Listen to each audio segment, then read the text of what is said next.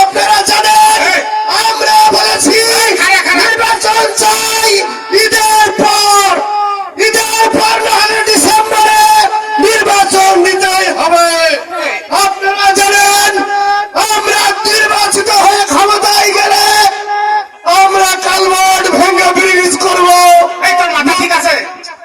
কি কষ্ট লোকজনের সামনে দাঁড়ায়? সংগ্রামী ভাই বোনেরা, ইতিমধ্যে আমার দলের প্রেসিডেন্ট চলে এসেছে, যিনি আমার মামা। রাখে তোর প্রেসিডেন্ট, এই তোর দল কর কেমন হলো এইটা কর। বাবা তুমি আমার নতুন দলের প্রেসিডেন্ট, আমি হলাম সেক্রেটারিয়েট।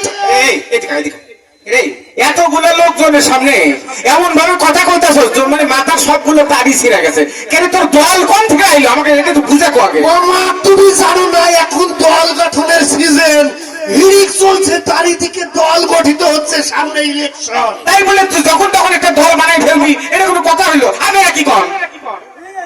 বাবা তুমি বোঝো না, এখন যদি দল গঠন করতে না পারি আর কোন সুযোগ পাবো না। ক্ষমতা যার, পাওয়ার তার, ফ্ল্যাট গাড়ি বাড়ি নারী মায়ে আছে সব।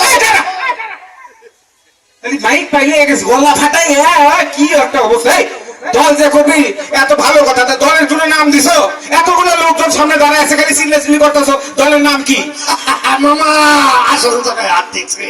আমি দলের এমন একটা নাম দিয়েছি মামা, নাম শুনলেই মানুষ বুঝতে পারবে আমরা কারা। আরে বাবা নামটা কি? তুই নাই কেন এটা বুঝবো? তুই বেশ বাহাদুরের পোলা, দলের নাম কি এটা বল। মামা আমার দলের নামের সংক্ষিপ্ত নাম হলো পাদক। কি পাদক? এই যে সন্ধ্যা রাত্রে ফাটাফাটি নিয়ে কি সব নাম রাখছিস? ফাটাফাটি না পাদক, এরকম নাম হলো রে? শ্রী মামা তুমি ভুল বোঝো না, এ পাদক মানে হইল গিয়া পালিয়ে দল করি। ও পালিয়ে দল করো?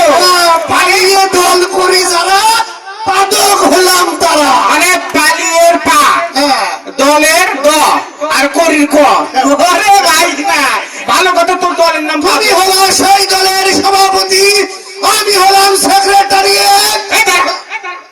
সভাপতি সেক্রেটারি, তুই সেক্রেটারি এটা আবার কি রে?